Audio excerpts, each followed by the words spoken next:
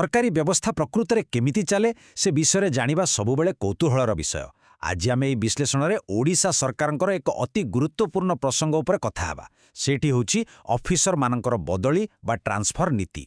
देखंतु एही नियम गुड़िक केवल कागज कलमर कथा मुह, एहाकु एक विशाल मेसिनर ब्लूप्रिंट बोली धरि नियंतु, जहाँ समग्र प्रशासनिक व्यवस्था को स्वच्छ, द्रुत एवं सक्रिय रखिरा पई बेस चतुरतार सह डिजाइन करा जाइछि। तेबे मूल कथा को जिबा पूर्वरु मनरे गोटिए बड़ प्रश्न उठे। एते बड़ सरकारी ढांचा को बिना कोनोसी पक्षपातितारे केमिति परिचालना करा जाई परिबो? से पुणी एमिति ढंगरे जेमिति केही भी गोटिए जगारे रही निजकु अत्यधिक शक्तिशाली बा कंफर्टेबल न भाविबे। प्रशासन जेमिति स्थानता न आसिबो, सेथिपाई एही ट्रांसफर पॉलिसी किपरि संजीवनी भली काम करे ताहा आमे आजि जानिबा। अच्छा, देरी नकरी सीधा प्रसंग को आसिबा। आमे आजि मुख्यतः 5टी विषय पर नजर पकाइबा। प्रथमे ट्रांसफर प्रकृत लक्ष्य, द्वितीय सबुठु जरूरी 3 वर्षिया मूल नियम, तृतीय भौगोलिक और सीनियरिटी सीमा, चतुर्थ सेंसिटिव बा संवेदनशील पदवीगुड़िकर परिचालना एवं शेषरे किछि स्वतंत्र व्यतिक्रम।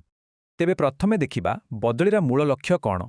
एहार सबुठारु बड़ उद्देश्य हेउची गोटिए स्थानरे क्षमतार केन्द्रीकरण को रोकिबा। भावन्तु तो सरकार हेउची गोटिए विशाल मेसिन जहाकु ठीक रे चलाइबा पाई नियमित व्यवधान रे तेल देवा दरकार। एही परिप्रेक्षी 1967 मसीहार एक अति चमत्कार दस्तावेज बा बुक सर्कुलर नंबर 42 उपरे टिके नजर पकाइबा।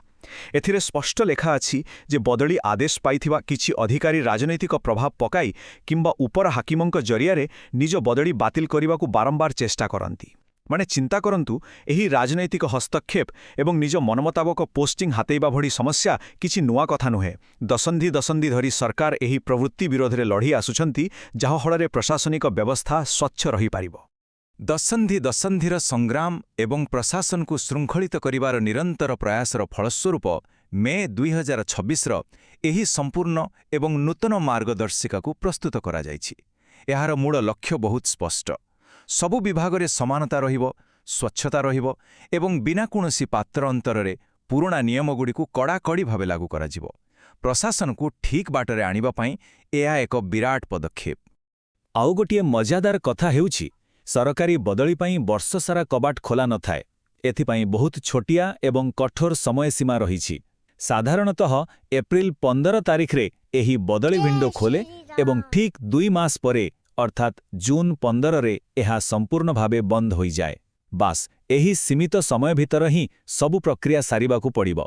जदि एही समय सीमा बाहरे काहारी को बदली करिवार नितांत आवश्यकता पड़े, तेबे ताहा केवल उच्च कर्तृपक्षंक स्वतंत्र अनुमोदन क्रमे ही संभव। वर्तमान आसीबा द्वितीय भागकु, त्रिवर्षीय मूल नियम। एहा ही हेउछि संपूर्ण प्रशासनिक ब्लूप्रिंटर मूल द्वार। एही जो 3 वर्षर संख्याटी एहा प्रशासनिक व्यवस्थार सबुठारु शक्तिशाली नियम। साधारणतः जणे अधिकारी गोटिए जगारे लगातार 3 वर्ष रहिबा परे तांकर बदली हेबाटा प्रायतः निश्चित। काहेकि जानंती? जेमिति कोनोसी मेसिन रे गोटिए जंत्रांश गोटिए जगारे बहुत दिन पड़ी रहिले सेथिरे कलंकी लागि जाए, ठीक सेमिति जणे अधिकारी दीर्घदिन धरी गोटिए स्थान रे रहिबले निज काम प्रति टिके उदासीन होई जाई पारंती बा तांकर कार्यदक्षता प्रभावित होई पारे। एबे प्रश्न उठुथिबो, एही नियम कोन पत्थरर गार? ना, प्रशासन एते भी कठोर नुहे। जदिओ 3 वर्ष होची स्टैंडर्ड नियम, तथापि जदि केबे जनसाधारणक स्वार्थ बा पब्लिक इंटरेस्ट पाई नितांत दरकार पड़े, सरकार सेही अधिकारी को 3 वर्ष पूरीबा पूर्वरु मध्य बदली करि पारिबे। एही क्षमता सरकारक पाखरे संरक्षित अछि। आसंतु एबे तृतीय विभाग को जिबा। भौगोलिक और पदवी भित्तिक सीमा बा जियोग्राफिक लिमिट। व्यक्तिगत प्रभाव को यह किपरि सीमित करे? एठारे गोटिए चमत्कार कथा लक्ष्य करिबा। पदवीर स्तर बा रैंक अनुसारे नियम केमिति बदले देखंतु। ग्रुप ए एवं ग्रुप बी भली उच्च पदस्थ अधिकारी माने गोटिए निर्दिष्ट राजस्व जिल्लारे मोट 6 वर्षरु अधिक समय रही पारिबे नाही।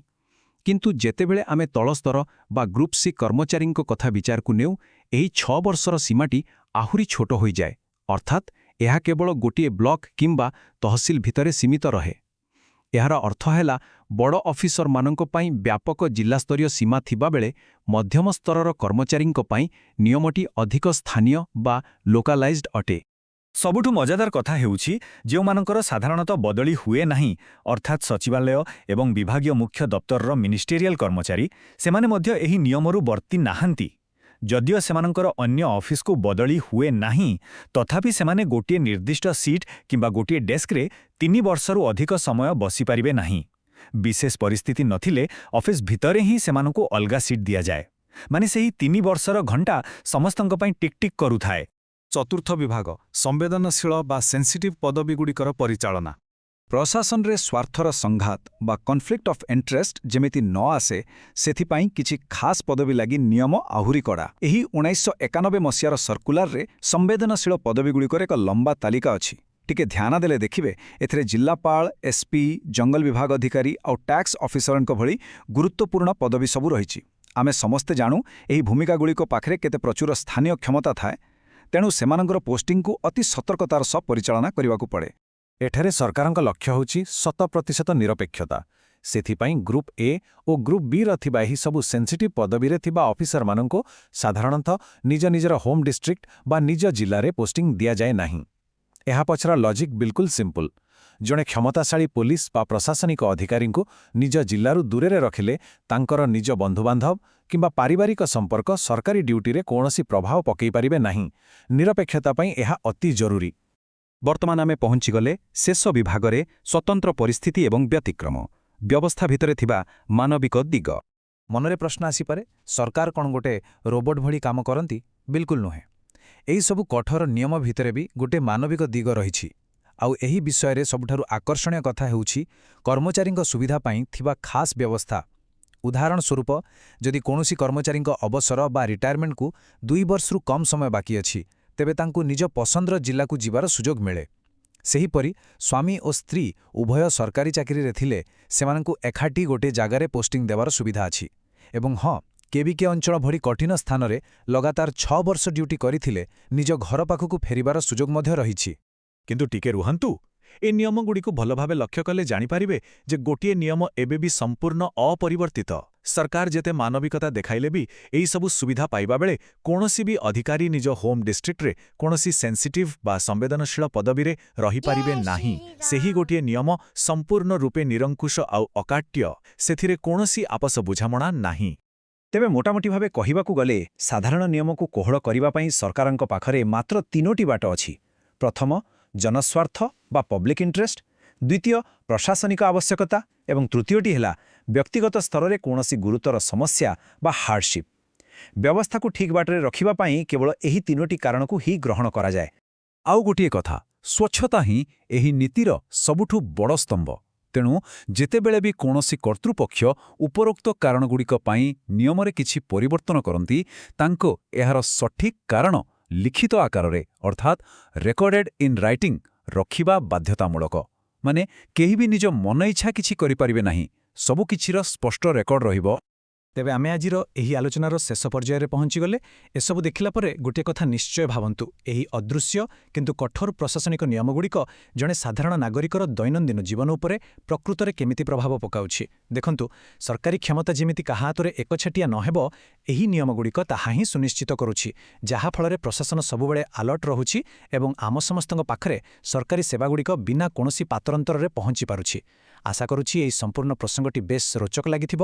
ଆଗକୁ ଏମିତି ଆଉ ଏକ ଜ୍ଞାନବର୍ଦ୍ଧକ ବିଷୟବସ୍ତୁ ସହିତ ପୁଣି ଭେଟ ହେବ। ଧନ୍ୟବାଦ।